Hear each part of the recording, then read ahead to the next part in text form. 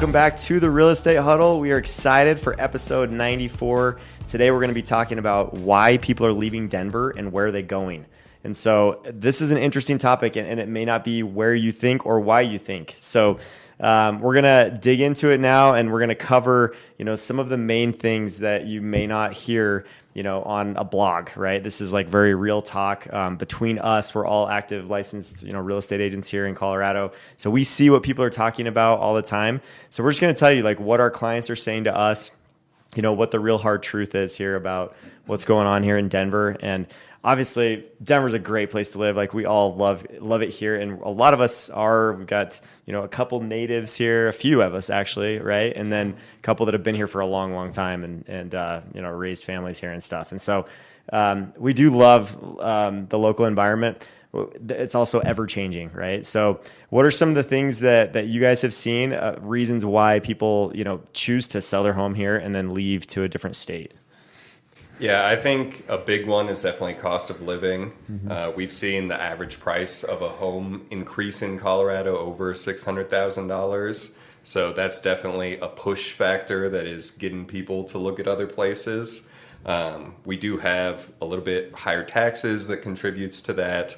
The flip side of that coin is if you're going somewhere with lower cost of living, it could be because there's less jobs, there's just less income generally in that area, as well as if you're moving to a place where prices are more stagnant. It's great when you buy, but when you go to sell, those prices may still be pretty stagnant. So I think if you can afford to live here, there's definitely reasons that make it worth it, but there's a lot of people who are just getting priced out who, with their lifestyle, with their job income, Colorado just might not make sense for them financially. Yeah. Representing kind of the older folks, it's time to downsize. If you have tons of equity in your house, many do here, many my age, you take your winnings and you go somewhere else because you're less concerned about the cost basis. So I think folks are moving for positive reasons. Some of what we may talk about are kind of the negatives. Why do you leave? But there are valid reasons. Yeah, definitely. Yeah. And when like cost of everything has gone up, right? With inflation, now people are looking at like, I want to be able to live the lifestyle, like travel and do those things. Yeah, and that's where the fact that we've had higher than the average increases over the last 5 years, right? Yeah. You only get to benefit that if you take it elsewhere. Right. Yeah. No, that's a good point. Yeah. And that's not like the only thing, right? Like the cost of living, your mortgage payment or rent payment is one thing, but then there's also other ones, right? Like taxes, for example. Yeah, taxes. I think most of us, we're all Douglas County, all but one. So 2 years ago, we went up a third, almost 40% in Douglas County. We went up everywhere. And when you're used to a much lower tax basis, that was pretty jarring. That's a couple $1,000 a year. Yeah. They've leveled out, so maybe that's the silver lining. This last year, mine went down like $9 or something, but they stopped going up. But that's a big reason when you're used to this kind of living at a low tax basis, and taxes start looking like East Coast or Pacific Northwest. That's a reason to leave. Totally. Well, and just like for the listener that's like coming in from outside of the state, like numbers wise, right? The median sale price overall in the entire market, this is like detached homes, attached condos, everything, was $608,000. And then the average tax increase was 37% statewide. And then, in certain counties up to 40%.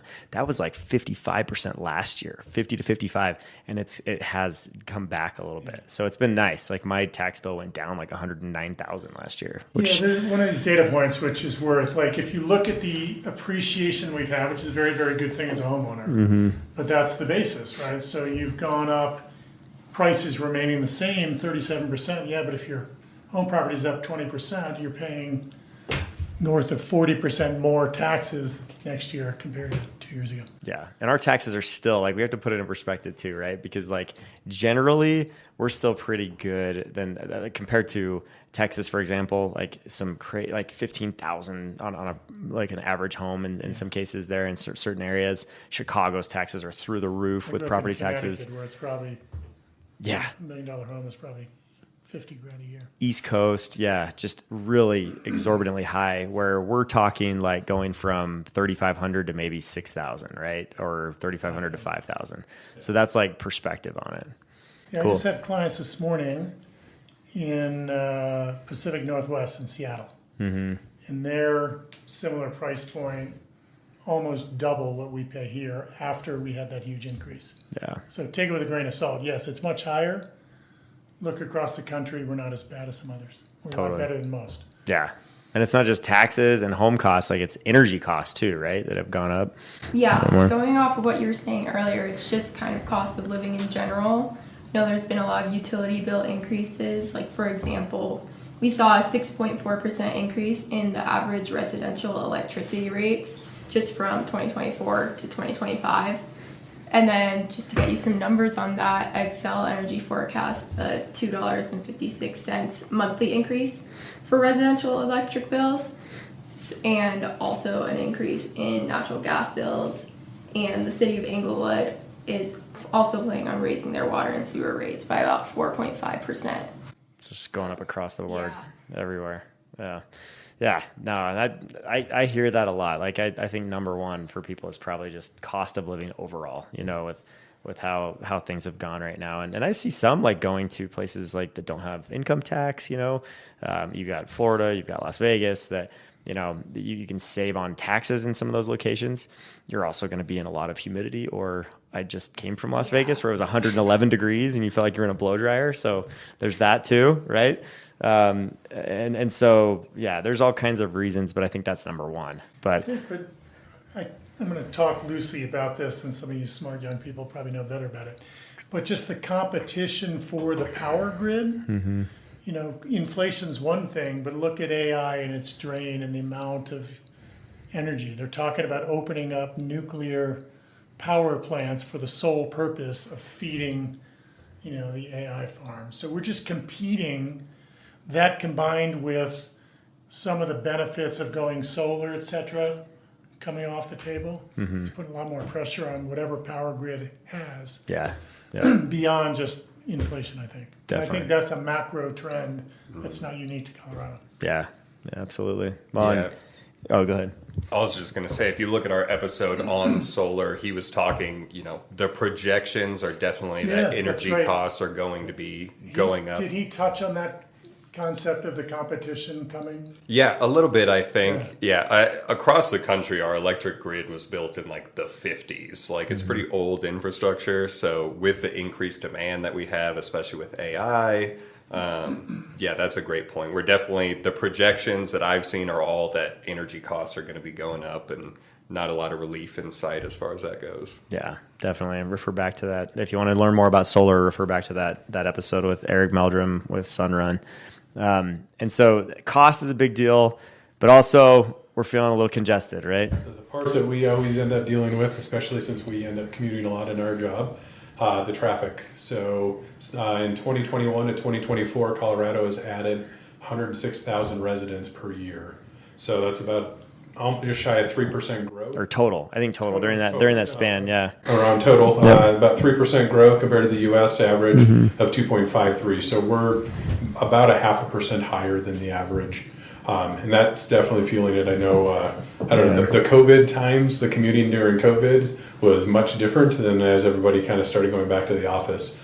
You're seeing a lot more of that congestion and some of the things that they've expanded on some of the freeways. They've added a lot of the express tolls. So for people who just have a gripe about paying extra money to go fast, I have a hard time paying for the toll roads. So, but you got E470, you got the toll roads and C470, and then you've got the toll roads and I-70 going out to the mountains. That's always a constant construction project, it feels like, but they just can't, like, they haven't been able to keep up completely with the population growth with the infrastructure. I will admit this, like, I don't know that I was that focused on congestion, but when you're driving around during those early days of COVID and there was no one, and that creates this imprint on your brain, and then fast forward 3 years to now, you're like, oh. It resets your basis. So it feels probably worse than it should, but it is tough. And we have people from LA listening to us going, you guys Yeah. are No the biggest clue. babies. You have no Well, drive to idea. the mountains. Yeah. Like drive to the mountains. If you try to get to the mountains Friday afternoon, that feels pretty LA-ish, and Yeah. that's where I don't know what they're Sunday gonna do. afternoon. The Sunday afternoon worst. coming home. The yeah. worst, yeah. Yeah, I think we have like some specific traffic. Like other areas may not have the big mountain rush where I on agree. the weekends you're trying to get to the mountains. Yep. So is everybody else and their mother, and Yep. you all end up in a long line, stop and go all the way up. So So true. Yeah. But other areas are very calculated. Like I can go to this Monday or Wednesday morning meeting I have every week at 7:30 a.m. and it's the exact same thing every morning. I jump on, it's really congested on C470, so I take the toll road, I shoot up, and then I get on I-25, and then I have to get all the way to the left to get the fastest traffic, and then the left side slows down, so I have to go all the way to the right to get to Bellevue, and then I take the exit, So true. DTC, and I'm in. That's 5 freaking Same lanes, commute every right? day, every single day, unless there's like a bad accident, which is rare. Like it's 99% of the time, it's just like To that. bring our resident engineer because I'm on 5 lanes, Mm-hmm. right? And it's completely stop and go for like 3 miles. Yeah, And then it opens up. Still 5 lanes. yeah, Drives me crazy. and it's the same spot that it gets congested every single day. Anyway, so It's the influx of traffic coming in versus what's going out and Yep. we're trying to cross. It's Yeah. hilarious how that works. But Yeah. it's a major issue we're talking about why people leave. And I think when you're used to something very different, what we deal with now feels bad. Yeah, Compared to LA, probably not so bad. yep, definitely. Yep. And I think we do a really good job of going over the statistics and the numbers of it. I did ask one of my friends, he had an option to stay in Denver for work or he had some options. He ended up in Boston. But a few of the reasons he definitely listed a lot of the stuff we already talked about, traffic. He lived in downtown Denver, so a lot of his complaints were specific to downtown. There's been a lot of construction down there that actually sort of just ended recently. Yeah. But 16th Street Mall, when I was growing up, there was a lot more foot traffic. There was a lot more people who were Totally. around there. Yeah. Nowadays, I saw something recently that to have a restaurant or a business in downtown Denver is the same cost as having it in New York. But obviously, they're not making the same kind of income to cover that. Yeah. So we have had a little bit of what I would consider like a drain kind of out of 16th Street Mall specifically in Denver. Yeah. So he was a little bit disappointed in that because he kind of showed up kind of at the peak of it and then like noticed some issues that he didn't Yeah. quite like. And I do think that a lot of people that I know, if they lean more conservative, they prefer to go, Texas, Florida, Idaho, Arizona. I don't know exactly where that lies, but I know that's the other a little top south. one. Yeah. Yeah, So exactly. there's people for that reason who are shifting as well, I think. Yep, no question. Yeah, and in a 5-year span, 2020 or 2019 to 2023, we had approximately 92,000 Coloradans leave to Texas, and no income tax in the state and more affordable housing were the biggest reasons there. And then Arizona, we had 61,000 Coloradans relocate to Arizona, and the biggest reason there were lower housing costs and warm weather for people that are just tired of the cold. And then Florida was another big one. Approximately 75,000 Coloradans have relocated there. And the retirement appeal, obviously it's just a huge, like with all the golf and all the, clubs and different social things for people that are in that retirement age is big. And then no state income tax was another huge reason there. And then just the beach lifestyle, if you're landlocked for your whole life and then you go to a different location, that change is kind of fun. And then Idaho, believe it or not, Boise is up there. 30,000 Coloradans have relocated to Idaho. And the main thing is outdoor lifestyle, more affordable. And, it is interesting that, and I'll just tell you, like, from YouTube, when I'll post a video on YouTube and I see a lot of the comments that come on the videos after talking about Denver and our market and different things like that. a lot of those comments will say different things about politics. Like that ends up being a topic of discussion. And so I've seen it over and over again of people saying, oh, I left, I got out of Colorado because of this or that.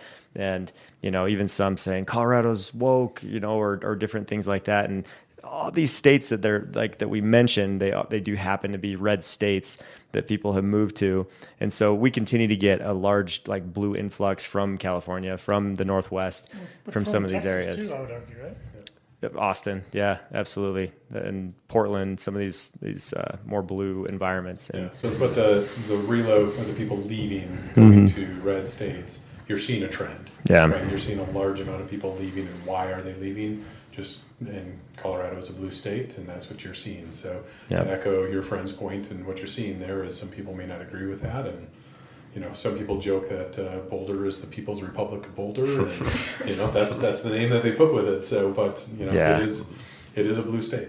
Other comments that I've been hearing from clients are that like Jackson was mentioning, like they're just not the mayor of Denver is not keeping the city clean, right? And isn't keeping things like safe and clean as far as that goes, like within downtown Denver. Yeah. And so you've not only seen like an exodus for people like moving out of state, but also just moving to the suburbs and going to like quieter, more calm, safe areas is what I've heard from clients as well. Yeah, and they repealed the concealed carry in Denver area. They've kind of set in some different laws there, but the 16th Mall or 16th Avenue Mall or whatever it is, they had multiple stabbings down there. So it was it's frowned upon and not keeping it safe and not implementing things to help with that. So. Well, I heard of a guy with like a 15-foot pole on the university, on 16th Street Mall, whacking people with a big pole, Yeah. like 10 years ago. And I haven't been to the 16th Street Mall since. Like, It's a shame. I just haven't gone down there, and it's a great place. It's I feel like it's some such a other cool place. cities have found their mojo post COVID. We have a plan. They rebranded 16th Street Mall to 16th Street. They removed the word mall. I don't know how many millions we spent on that plan, but that's literally their rebrand. I just think there's some other cities that have done a better job finding normalcy post COVID than we did. Yeah, For sure. I Certainly in agree. a very landmark, open area, for 16th Street Mall, there's no car traffic, it's walking traffic, and there's buses. Yeah. And it's about 8 blocks long. Used to a real central, at the base was kind of, dining, and the top was government. It was really neat. Yeah. Unfortunately, And- about 50% of the businesses are closed, so almost every other building is boarded up right now, just because the tax revenue is not coming in, so they're trying to scramble for money there. So, yeah, it's an unfortunate Yeah, it's a situation, shame. and like I said, we probably didn't pivot quick enough to be able to react like some other people have. I do think one thing is, like Landon said, it's not necessarily leaking out to other states, but there's a lot more areas of Denver now. Like, you got Lohi, Lodo, Rhino.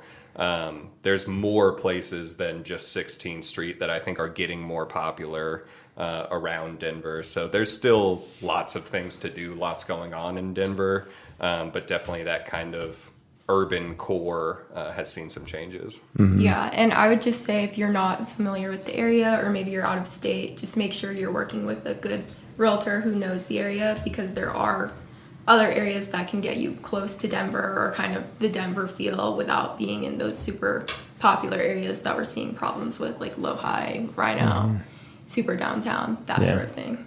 Totally. And one niche thing, I do know some people who have health problems that humidity is something that really benefits them.